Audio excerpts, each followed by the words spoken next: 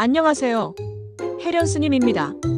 마지막 노을 부처님의 마지막 여정과 심오한 설법 이야기. 코끼리의 시선 바이샬리를 떠나며. 이야기는 바이샬리라는 도시에서 시작됩니다. 이제 80의 나이가 된 부처님의 육신은 낡고 닳아 가죽끈으로 겨우 묶어놓은 낡은 수레와 같았습니다. 그의 걸음은 느렸고 등은 세월의 무게에 조금 휘었지만 그의 존재는 깊은 평화로 빛나고 있었습니다. 쇠락해가는 육신과 더욱 빛나는 정신의 대비는 이 마지막 여정의 중심축이 됩니다. 어느 조용한 순간 부처님은 그의 충실한 시자 아난다를 불렀습니다. 그는 슬픈 예언이 아닌 의식적이고 단호한 결정을 전했습니다. 석 달 뒤 자신은 완전한 열반, 즉 파리니르바나에 들 것이라고 말입니다.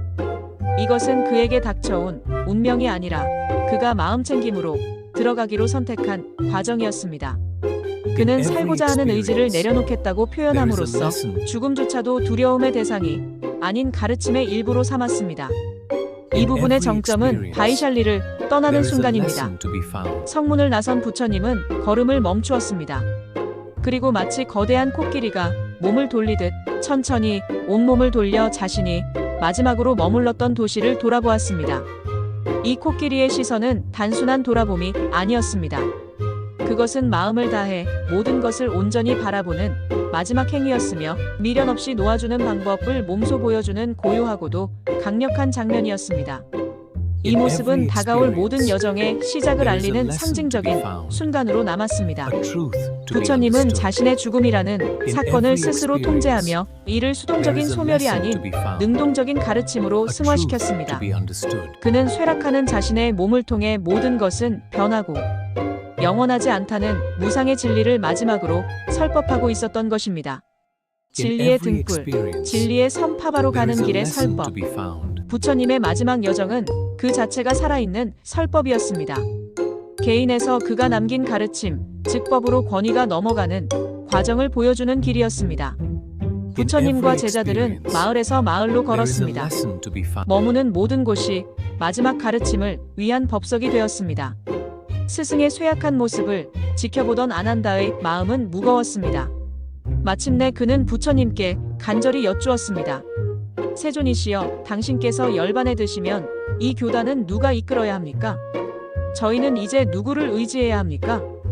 이 질문에 부처님은 불교의 역사에 길이 남을 중대한 가르침을 설하셨습니다. 아난다여, 승단이 나에게 무엇을 기대하느냐? 나는 안과 밖을 가리지 않고 모든 가르침을 남김없이 설했다. 열애의 가르침에는 스승이 제자에게 숨겨두는 비밀스러운 가르침이란 없다. 이 말씀은 특정 후계자를 지목하지 않겠다는 명확한 선언이었습니다. 그리고는 제자들을 향한 유명한 당부를 남기셨습니다. 너희들은 저마다 자기 자신을 등불로 삼고 자신을 귀의처로 삼아라. 다른 어떤 것에도 의지하지 말라. 법을 등불로 삼고 법을 귀의처로 삼아라. 부처님은 이 가르침의 의미를 더욱 깊이 설명하셨습니다. 아난다여, 자신을 등불로 삼는다는 것은 무엇인가? 그것은 밖에서 구하지 않고 자신의 내면을 성찰하는 것이다. 너희들 각자의 마음속에는 본래부터 어둠을 밝힐 수 있는 지혜의 빛이 있다. 그 빛을 발견하고 의지하라는 뜻이다. 법을 등불로 삼는다는 것은 무엇인가? 그것은 내가 깨닫고 너희들에게 가르친 진리를 유일한 지침으로 삼으라는 것이다. 그 진리란 바로 사성제와 연기의 법칙이다. 모든 것은 원인과 조건에 따라 일어나고 사라진다. 그 어떤 것도 홀로 존재하거나 영원하지 않다. 이것이 바로 무상이다. 이 무상한 것들에 집착하기에 괴로움이 발생하며 그 괴로움의 주체라고 할 만한 고정불변의 나는 본래 존재하지 않는다. 이 세 가지 진리를 꿰뚫어보는 것이 바로 법에 의지하는 것이다. 이 가르침의 원어인 디파디피에는 등불이라는 뜻과 함께 섬이라는 뜻도 담겨 있습니다. 등불이 무명의 어둠을 밝히는 지혜를 상징한다면 섬은 생사윤회의 거센 홍수 속에서 의지할 수 있는 유일하고 안전한 피난처를 의미합니다. 결국 이 가르침은 스승이라는 한 개인에게 의존하는 신앙이 아닌 각자가 스스로의 내면에서 지혜의 불을 밝히고 영원한 진리의 섬에 굳건히 발을 딛고 서야 한다는 영적 주체성에 대한 혁명적인 선언이었습니다. 더 나아가 그는 자신이 떠난 후에도 가르침의 순수성이 유지될 수 있는 실질적인 방법을 제시했습니다. 4가지 위대한 기준을 통해 훗날 누군가 이것이 부처님의 말씀이다라고 주장할 때 그것을 기존에 확립된 경전과 계율에 비추어 신중하게 검증하라고 지시했습니다. 이는 마치 한 국가의 헌법을 제정하는 것과 같이 그의 유산을 지키고 법의 체계를 현실적이고 지혜로운 조치였습니다. 이로써 부처님은 의도적으로 자신을 불필요한 존재로 만들고 있었습니다. 그는 개인 숭배의 위험을 막고 불교가 한 명의 카리스마 넘치는 지도자에게 의존하는 종교가 아니라 원칙법과 개인의 수행에 기반한 살아있는 철학으로 지속되기를 바랐습니다. 그는 추종자를 만드는 것이 아니라 스스로 자립할 수 있는 수행자들을 길러내고 있었던 것입니다. 대장장이의 공양 마지막 식사 일행은 파바라는 마을에 도착하여 춘다라는 이름의 소박한 대장장이의 집에 머물게 되었습니다. 춘다는 지극한 정성으로 부처님과 제자들을 위해 수카라 마따바라는 특별한 음식을 포함한 식사를 준비했습니다. 부처님은 그 음식의 성질을 이미 알고 있었지만 춘다의 순수한 공양을 기꺼이 받았습니다. 이때 부처님은 아주 미묘하지만 결정적인 행동을 합니다. 그는 춘다에게 수카라 마따바는 오직 자신에게만 올리고 남은 것은 다른 사람이 먹지 못하도록 땅에 묻으라고 조용히 지시했습니다. 이 행동은 그의 예지력과 다른 사람들을 보호하려는 깊은 자비심을 보여주는 순간이었습니다. 식사 직후 부처님은 극심한 복통과 피가 섞인 설사에 시달리기 시작했습니다. 엄청난 고통 속에서도 그는 마음챙김과 분명한 알아차림으로 아무런 불평 없이 그 고통을 묵묵히 감내했습니다.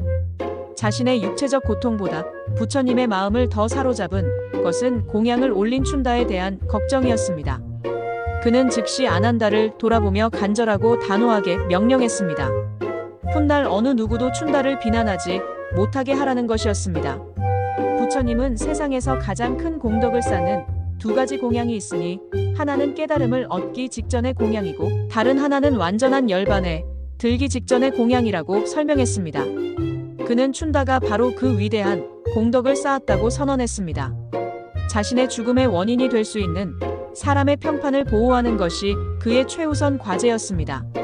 극심한 고통의 순간에도 타인의 미래의 고통 죄책감, 비난을 막으려는 그의 모습은 깨달은 이에게 자비란 감정이 아니라 흔들림 없는 행동 원칙 그 자체임을 보여주는 가장 강력한 설법이었습니다. 사라상수 아래서 쿠시나가르의 마지막 법문, 고통으로 쇠약해진 몸을 이끌고 부처님은 쿠시나가르라는 작고 외진 마을의 사라수, 숲에 도착했습니다. 그는 아난다에게 2 그루의 사라나무 사이에 머리를 북쪽으로 향하게 하여 자리를 마련해달라고 부탁했습니다. 그러자 마치 그의 마지막을 기리는 듯 때가 아닌데도 사라나무들이 만개하여 그의 온몸 위로 꽃잎을 비처럼 쏟아냈습니다. 수십 년간 부처님의 곁을 그림자처럼 지켜온 아난다는 더 이상 슬픔을 참지 못했습니다. 그는 스승이 열반에 들기 전에 자신은 아직 깨달음을 얻지 못했다는 사실에 비통해하며 문기둥에 기대어 홀로 눈물을 흘렸습니다. 이 장면은 깨달음의 길 위에서도 존재하는 스승과 제자 사이의 깊고 인간적인 사랑과 슬픔을 보여주는 이야기의 가장 가슴 아픈 순간입니다. 부처님은 아난다를 불렀습니다. 그는 아난다의 슬픔을 세속적인 집착이라 꾸짖지 않았습니다.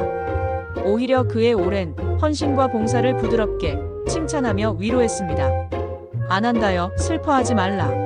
내가 항상 가르치지 않았더냐. 사랑하고 좋아하는 모든 것과는 언젠가 헤어지게 마련이며 변하고 사라지기 마련이라고. 아난다여, 나의 이 육신은 부모님께 물려받아 음식으로 유지되는 것이니 늙고 병들어 사라지는 것은 당연한 이치다.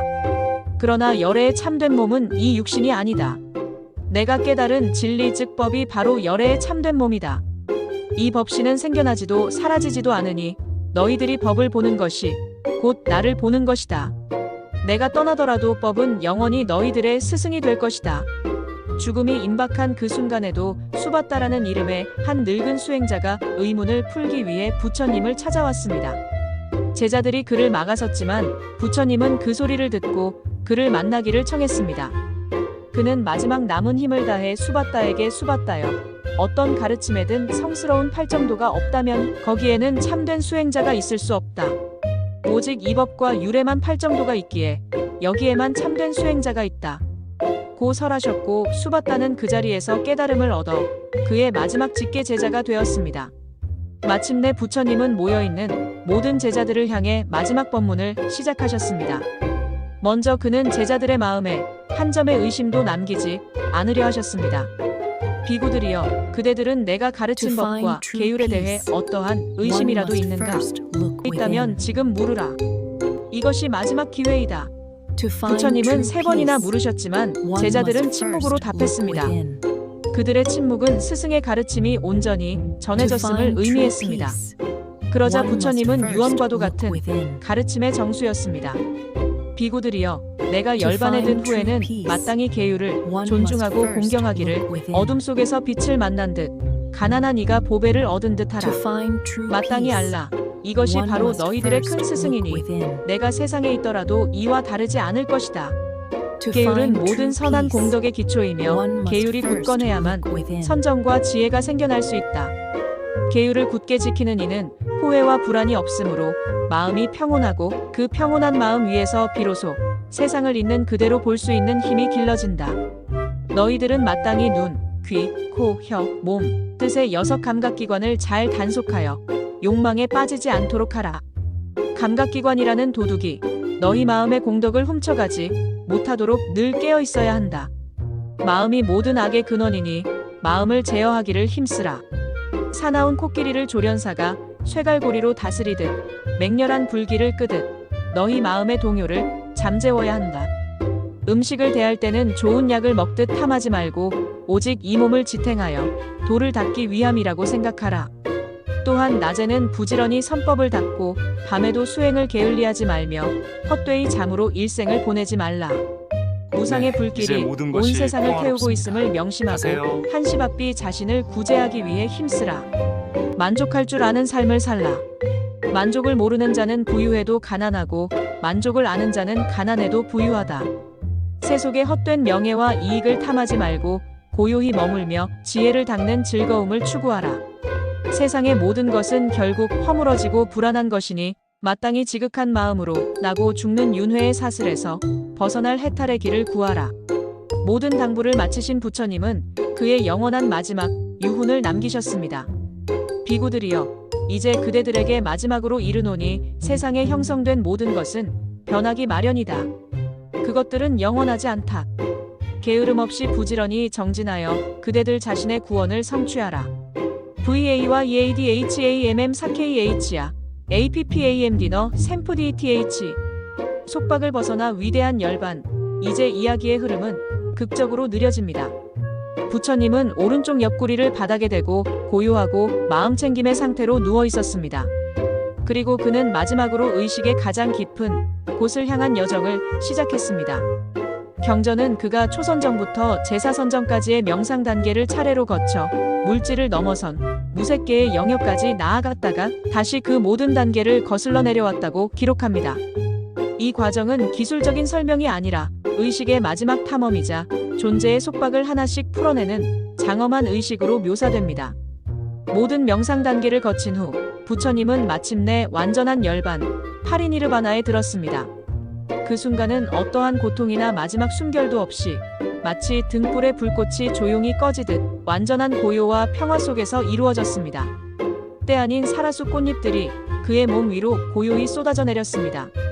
그의 마지막을 지켜보던 제자들의 반응은 둘로 나뉘었습니다. 아직 깨달음을 얻지 못한 이들은 머리를 풀어 헤치고 땅을 치며 통곡했지만 완전한 깨달음을 성취한 아라한들은 모든 것은 변한다는 진리를 성찰하며 평온함을 유지했습니다. 이 대비 자체가 마지막 무언의 가르침이었습니다. 부처님의 죽음은 혼란스러운 생물학적 종말이 아니라 45년간 가르쳐온 바로 그 수행법을 통해 완성된 정신적 숙달의 궁극적인 행위였습니다.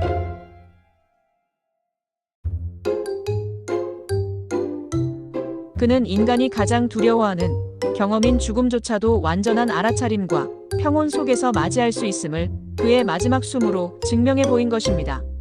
법의 불씨들 부처님의 열반 후 쿠시나가르의 말라족 사람들은 일주일 동안 음악과 꽃으로 그의 유해의 경의를 표했습니다. 그러나 곧 8왕국의 왕들과 부족들이 군대를 이끌고 와 부처님의 사리를 요구하며 전쟁 직전의 상황까지 치달았습니다. 부처님의 가르침이 세상의 탐욕과 집착으로 인해 더럽혀질 위기의 순간이었습니다.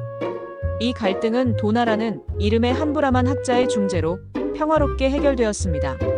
그는 모든 이들에게 부처님께서 인내와 관용을 가르치셨음을 상기시켰습니다. 마침내 사리는 8부분으로 공평하게 나뉘었습니다. 이야기는 이 8부분의 사리가 각자의 왕국으로 옮겨져 탑, 즉 스투파에 안치되는 이미지로 끝을 맺습니다. 이제 부처님의 가르침은 한 사람의 육신에 집중되어 있지 않았습니다. 그의 유해는 흩어져 세상 곳곳에 물리적인 닻을 내렸고 그를 중심으로 공동체 승가가 형성되기 시작했습니다. 한 위대한 스승의 육신은 사라졌지만 그가 남긴 법은 수많은 불씨가 되어 세상으로 퍼져나가 영원한 등불이 되었습니다. 죽음은 끝이 아니라 새로운 형태의 시작이었습니다. 좋아요, 구독 감사합니다. 알림 설정 댓글 부탁드립니다. 건강하시고 소원 성취하세요.